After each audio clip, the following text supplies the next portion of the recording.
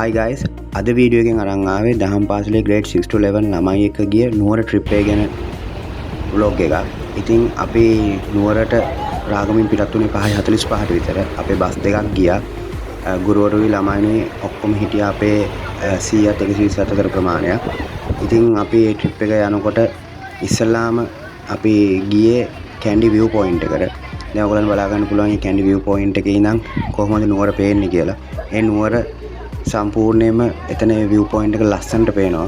එතනට තව අපිට අමතරව ටුවරිස්ලා තව ට්‍රැවලර්ස්ලා එතනට ඇවිල්ලා හිටියා ෆොටෝස් ගන්න, වීඩියෝ කරන්න. අපි ඊළඟට ආවේ මොන්ටිෆානෝ වලට. මොන්ටිෆානෝ වලට ආවේ අපි ජේසුස් වහන්සේගේ ශ්‍රී සලුව දැක බලා ගැනීමට. මේ ශ්‍රී සලුවේ ඔරිජිනල් එක තියෙන්නේ ටියුරින් වල. ඒ ටියුරින් වල තියෙන ශ්‍රී සලුවේ ඒ ඔරිජිනල් එකෙන්ම ගත්ත කොපි එක තමයි මොන්ටිෆානෝ වල තියෙන්නේ. එතනට ගියාම අපිට එතන හිටපු ෆාදර් සම්පූර්ණ විස්තරයක් ජේසුස් වහන්සේගේ දුක් විඳීම ඉඳන් ජේසුස් වහන්සේ ලැබපු වේදනාවල්, තුවාල කොච්චර තුවාල ගණනක් තිබ්බද, ජේසුස් වහන්සේ කුරුසේ එන ගහපු විදිය, ඊට පස්සේ ජේසුස් වහන්සේ කුරුසේ එන ගැහුවට පස්සේ කුරුසේ උකුත් වෙනකම්ම විඳපු වේදනාවල් හැම දෙයක් ගැන විස්තරයක් අපිට කළා. ඒ විස්තරේ සම්පූර්ණ විස්තරේ කොටසක් මම ඕගොල්ලන්ටත් බලාගන්න මේ වීඩියෝ එකට දාලා තියෙනවා. ඕගොල්ලන්ට ඒක බලන්න පුළුවන්. අනුරුවක් කොපි එකක් ඔයගොල්ලන්ට මේ පේනවා වගේ tempat කරලා තියෙන නිසා මේ ශ්‍රී සරුවේ අනුරුව ලංකාවට ගෙනාවේ 1972 වසරේ 1972 වසරේදී තමයි මේ අනුරුව ලංකාවට අරන් ආවේ. 1978 තමයි මේ වගේ ප්‍රදර්ශනයට දාලා තියෙන්නේ. ඉතින් සෑහෙන මිනිසුන් කතෝලික සහ කතෝලික නොවන සෑහෙන මිනිසුන් ඇවිල්ලා මේ සරුවට ලොකු භක්තියක් දක්වනවා. යාඥා කරනවා, එක ආශිර්වාද ඉල්ලනවා. ඉතින් ගොඩාක් මිනිසුන් මේ සරුවේ තියෙන බලය නැත්නම් සරුවේ වැඩ සිටින ඒ ජේසුස් වහන්සේ සමග සම්බන්ධ වෙන්නට උදාන උදා වුණා කියලා ගොඩාක් අය අපිට කියනවා. ඉතින් මේ ශ්‍රී සරුවේ වැදගත්කම තියෙන්නේ මොකද ඒකේ නිරූපණය වන මිනිසයා අපි විශ්වාස කරන ජේසුස් වහන්සේ. හරිද? ජේසුස් වහන්සේගේ සතහන, ශරීරයේ සතහන තමයි මේ ශ්‍රී සරුවේ සතහන් වෙලා තියෙන්නේ. සැබෑ ශ්‍රී සරුව, ඔරිජිනල් ශ්‍රී සරුව තියෙන්නේ ඉතාලියේ ටියුරින් නගරේ. ඉතාලියේ ටියුරින් නගරේ ඒ දේවස්ථානයක් ඇතුලේ තැන්පත් කරලා තියෙන්නේ. මේ සරුව හැමතිස්සෙම ප්‍රදර්ශනයට කියලා නැහැ. ඒක අවුරුදු 5කින් 10කින් ඒ වගේ විශේෂ දවස්වල විතරයි ඒක එළිදක්වන්නේ. මේ නුවර තිබ්බ දාස්මන්දරාව වගේ අවුරුදු සෑහෙනකට පස්සේ අවුරුදු සෑහෙනකට වතාවක් විතරයි ඔරිජිනල් සළුව ඉතාලියේ එළිදක්වන්නේ. හරිද? දැන් ඉතාලියේ තියෙන ඒ සළුව දිහා බැලුවොත් ඒ මුළු සළුවම අඩි 14ක් විතර දිගයි. සෑහෙන දිග සළුවක්. හරිද? මේ සළුවේ එක පැත්තක ජේසුස් වහන්සේගේ ඉදිරිපස ශරීරයේ ඉදිරිපස සටහන් වෙලා තියෙනවා. අනිත් භාගයේ ජේසුස් වහන්සේගේ ශරීරයේ පිටුපස සටහන් වෙලා තියෙනවා. එතකොට ඔයගොල්ලන්ට මෙතනින් දැන් පේන්නේ මේ ජේසුස් වහන්සේගේ ශරීරයේ ඉදිරිපස සටහන් වෙලා තියෙන සළුවේ කොටස. මේක පිටුපසට හැරුවොත් අපිට දැක ගන්න පුළුවන් සළුවේ ඉතුරු කොටස. නමුත් ඔයගොල්ලෝ දැනගන්නට ඕනේ ඔරිජිනල් සළුව ඉතාලියේ තියෙන සළුව කොහෙන්වත් වෙන වෙලා නැහැ, වෙන කරලා නැහැ. ඒ අඩි 14 දිග සළුව එහෙමම දැක ගන්නට පුළුවන්. ඔයගොල්ලන්ට බලන්න ලේසියට තමයි මේ වගේ කොටස් දෙකකට අපි වෙන කරලා තියෙන්නේ. නමුත් සළුව ඒ කොහෙන්වත් වෙන කරලා නැහැ. ඒ අඩි 14 දිග සළුව එහෙමම අපිට දැක ගන්නට පුළුවන්. ජේසුස් වහන්සේගේ ශ්‍රී සළුව කියලා අපි හඳුන්වන රෙදිකඩ උන්වහන්සේ උතුුණායින් පස්සේ ගල්ලනේ තැන්පත් කරන්න පාවිච්චි කරපු රෙදිකඩ සළුවට තමයි මේ ශ්‍රී සළුව කියලා අපි කියන්නේ. අපිට පේනවා මේ රූපේ මේ ජේසුස්ගේ ශරීරය වටේ යන මේ සළුව. හරි? ගොඩක් දිග රෙදිකඩ. හරිද? උන්වහන්සේගේ ශරීරයේ ඉදිරිපස හා පිටිපස වැහෙන්න මේ සළුව පාවිච්චි කරලා තියෙනවා. සමහර අය කියනවා මේ සළුවම තමයි ජේසුගේ අන්තිම රාත්‍රී භෝජනේ මේස ඇතිවිල්ලට පාවිච්චි කරපු රෙදි කඩ කියලා. ඒ රෙදි කඩම තමයි පාවිච්චි කරලා තියෙන්නේ ජේසුස් වහන්සේගේ ශරීරයේ ගල්ලේ තැන්පත් කරන්න. හරිද? එහෙම කියන්නේ මොකද මේ සල්ුවක වයින් පැල්ලක් හම්බලා තියෙනවා. සල්ුව ගොඩක් අලුත් විද්‍යාත්මකව පාවිච්චි කරලා ඒකේ වැඩිපුර පරීක්ෂණ කරාම තමයි මේ මෑතකදී තමයි ඒ සාක්ෂිය නැත්නම් ඒ කරුණ අපිට ආවේ. ඉතින් ඒ නිසාම සමහර අය කියනවා මේක ජේසුස් වහන්සේගේ අන්තිම රාත්‍රී භෝජනේ පාවිච්චි කරපු මේ මේස ඇතිවිල්ලමයි කියලා. හරි. දැන් මේ සල්ුව අපිට වැදගත් වෙන්නේ කතෝලික අපිට ජේසුස් ආදරේ හැමෝම. ඔව්. ජේසුස් ආදරේ ළමයි විදියට මේ සල්ුව වැදගත් වෙන්නේ ඇයි? මේ සල්ුව වැදගත් වෙන්නේ මොකද? සුදු බයිබලයේ සඳහන් නොවන කරුණු කාරණා රාශියක් ජේසුස් වහන්සේගේ දුක්ඛාප්තිය, උන්වහන්සේගේ උපුත් වීම, ස්ථානය බව අපි දන්නේ නැති කරුණු කාරණා රාශියක් මේ සල්ුවේ සටහන් වෙලා තියෙනවා. ඉතින් මේ සල්ුවේ කියන මේ විස්තරය, මේ කතාව අපි හරියට දැනගත්තොත්, හරියට ඒක ඔළුවට ගත්තොත් අපිට ජේසුස් ගැන තියෙන විශ්වාසය වැඩි කරගන්න පුළුවන්. මොකද බයිබලයේ තියෙන්නේ පොඩි සාරාංශයක් විතරයි. වෙච්ච දේ උද්වීම, මේ දුක් විඳීම වගේ දේවල් ඒකේ පොඩි සාරාංශයක් විතරයි තියෙන්නේ. නමුත් මේ සල්ුවේ ඊට වඩා කරුණු කාරණා රාශියක් තියෙනවා. ඒ කරුණු කාරණා සියල්ලම ජේසුස් වහන්සේගේ විශේෂයෙන්ම තුවාලවල තමයි සටහන් වෙලා තියෙන්නේ. තුවාලවල තමයි සටහන් වෙලා තියෙන්නේ. හරි. අපි උදාහරණයකට ගත්තොත් ජේසුස් වහන්සේගේ කටු ඔටුන්න නිසා උන්වහන්සේගේ ඔළුව තුවාල වෙච්ච විදිහ අපි බැලුවොත්. හරි. දැන් ඔයගොල්ලෝගේ ප්‍රශ්නයක් ඇහුවොත් දැන් ජේසුස් වහන්සේ කුරුස්පත් වෙලා ඉන්න සුළුවම ඕනේ තරම් ලැබලා තියෙනවනේ ඔයගොල්ලෝ. ඔයගොල්ලෝගේ පාළියෙත් තියෙන්නේ. මේ ජේසුස් වහන්සේගේ ඔළුවේ තියෙන කටු ඔටුන්න කොයි වගේ එකක්ද? රවුම් එකක්නේ. උන්වහන්සේගේ නළල වටේ යන පොඩි කටු වලල්ලක් වගේ දෙයක් නේ රවුම්න්නේ. එහෙම රවුමක් උන්වහන්සේගේ මේ ඔළුව උඩ එදා ඒ ඉඳපු දවසේ උන්වහන්සේගේ ඔළුව උඩ ඒ වගේ පොඩි වලල්ලක් වගේ දෙයක් දැම්මොත් උන්වහන්සේගේ ඔළුව තුවාල වෙන්නේ කොහෙද? නළලේ තුවාල වෙනවානේ. ඒකට නළලයි ඒ කටු ඇනුණු තැන් වල විතරයි තුවාල අපිට පේන්නේ නේද? එහෙම වුණා. නමුත් මේ සල්ුවේ තියෙන රූපේ ඒගොල්ලන්ට හම්බලා තියෙන නළලේ විතර තුවාල 13ක් ඔළුවේ තුවාල 20ක්. අනිත් එක මේ තුවාල එක තැනකට සීමා වෙලා නැහැ. මුළු ඔළුවම තුවාල වෙලා. මේ කපු ඇනිලා. හරිද? මේ කපුටුන්නේ කපු ඇනිලා උන්වහන්සේගේ මුළු ඔළුවම තුවාල වෙලා. දැන් ඉතින් අර කපු අලවලක් වෙන්න පුළුවන්ද උන්වහන්සේගේ ඔළුවේ තිබ්බ කපුටුන්න?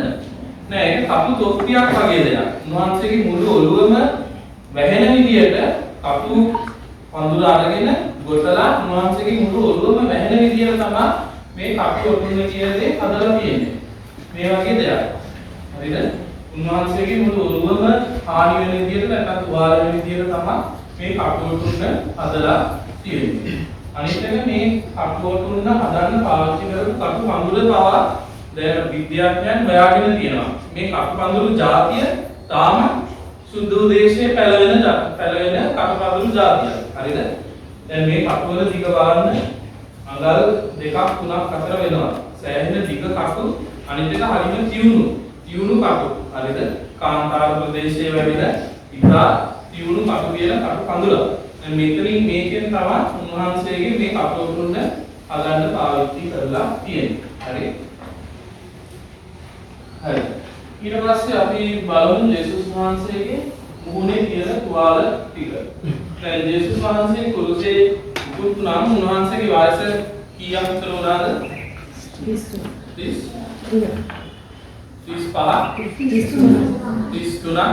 35ක් අතර වගේ තමයි උන්වහන්සේ කුරුසේ උපුත් නම් උන්වහන්සේගේ වයස අපි ඒක තමයි විශ්වාස කරන්නේ. දැන් ජේසුස් වහන්සේගේ මුහුණ දිහා අපි බලුවොත් මේ සල්ුවේ තියෙන ජේසුස් වහන්සේගේ මුහුණ අපිට පේන්නේ ගොඩාක් අර 33ක තරුණයෙක් වෙතාම තරුණයෙක්ගේ මුහුණක්ද ගොඩාක් වයසට ගිය මුහුණක්ද නැත්නම් 33ට වඩා අඩු වෙන වයස තියෙන පුද්ගලයෙක්ගේ ඔයගොල්ලන්ට පේන්නේ කොහොමද? ජේසුස්ගේ මුහුණ දිහා බලුවොත් උන්වහන්සේ අවුරුදු 33ක පුද්ගලයෙක් කියලා කියන්න පුළුවන්ද? බෑ. ඊට වඩා වයසට ගිය කෙනෙක් වගේ නේ පේන්නේ. හරිද? ඒකට හේතුව ජේසුගේ මුහුණ ගොඩාක් තැන්වලින් තුවාල වෙලා ඉදිමිලා තියෙනවා. මුළු මුහුණ විරූපී වෙලා තියෙනවා. උන්වහන්සේ කවුද කියලා දැනගන්නට බැරි වෙන්නම තුවාල වෙලා තියෙනවා කියලා මේ සලුවෙන් අපිට පේනවා. ඇයි උන්වහන්සේට ගොඩාක් තුවාල උනේ? මුහුණ එච්චර තුවාල වෙන්න හේතුව උන්වහන්සේ කල්වාරියට කුරුසේ අරන් ගිය විදිහින් අපිට පැහැදිලි කරන්න පුළුවන්. දැන් ජේසුස් වහන්සේ කල්වාරියට අරන් ගියේ මුළු කුරුසෙම නෙමෙයි. කුරුසේ එක කොටසක් විතරයි. හරිද? දැන් ඔයගොල්ලෝ මේ පාඩියේ තියෙන අර පාද නමස්කාරයේ ස්ථානවල කැටයම් බලලා පාදට කියන්නේ කොහොම මේක ඔක්කොම බොරු කියලා. හරිද? අපි ජේසු අරන් ගියේ මුළු කුරුසෙම කුරුසෙන් කොටසක් කියන එක නෙමෙයි වැදගත් වෙන්නේ. හරිද? ජේසුනා අපි වෙනුවෙන් මේ වේදනාව දාපු එක. හරිද? මේ මහත් වේදනාව ඕන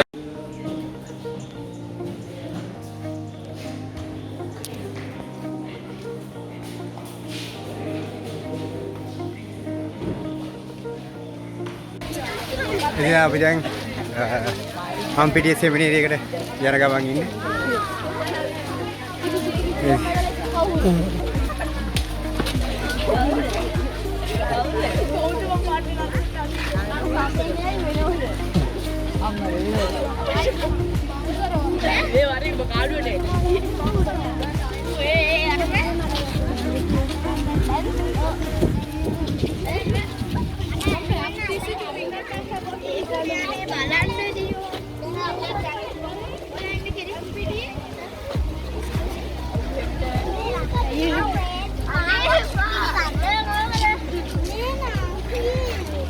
Curi pada dia.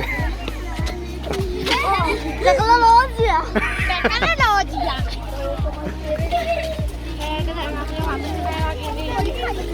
Mau mata ke mana?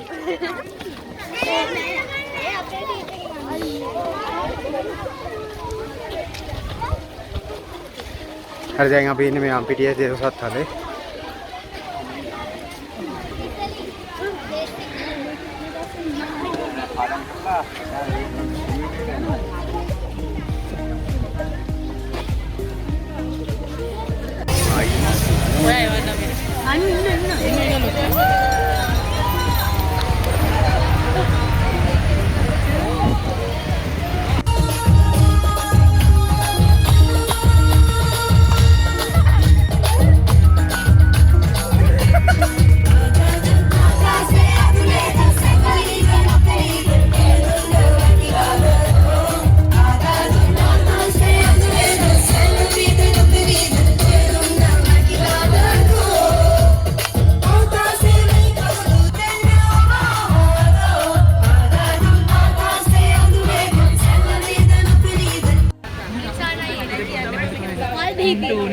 मैं अभी सराटे हमारा नाम ही बोला ना दिलशान रॉक्स वर्ल्ड दान वाइल्ड मैं ये यार नाम ही इन्हें किस एंड प्रशांत साहब के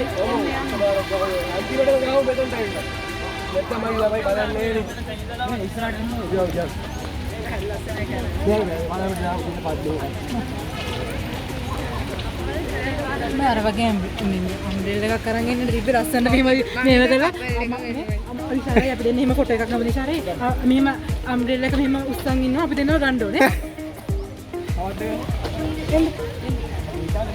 එන්න ඔන්න ඊසන්නේ ගන්න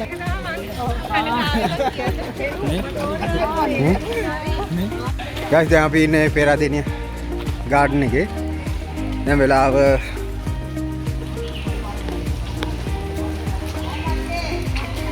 4:58යි වැසින්ද පොඩ පරක් වුණා අපි පෙරදිනි ගාඩන් එකට එන්න. අපි නම් බලමු මොනවද තියෙන්නේ කියලා ගාඩන් එකේ.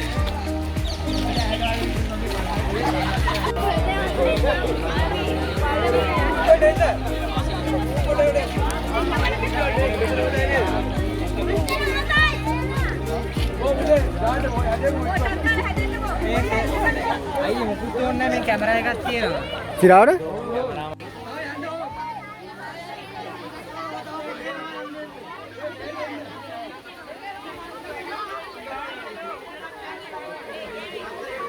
අපි පෙරදින ගාඩන් එකේ ඉද්දී ලොකු වැස්සකට අහු වුණා. ඉතින් වැස්ස ඉවර වෙනකන් අපි හිටියා එතන ගාඩන් එකේම හට් එකක. ඒත් වැස්ස ඉවර වෙනකොට අපිට පෙරදින ගාඩන් එකේ ඉන්න තිබ්බ වෙලාව ගොඩක් අඩු වුණා. ඉතින් අපි ඊට පස්සේ වෙන කරන්න දෙයක් තිබෙන්නේ නැති හින්දා ආයි අපි බස් වලට ආවා අපි ආයි රාගමට එන්න.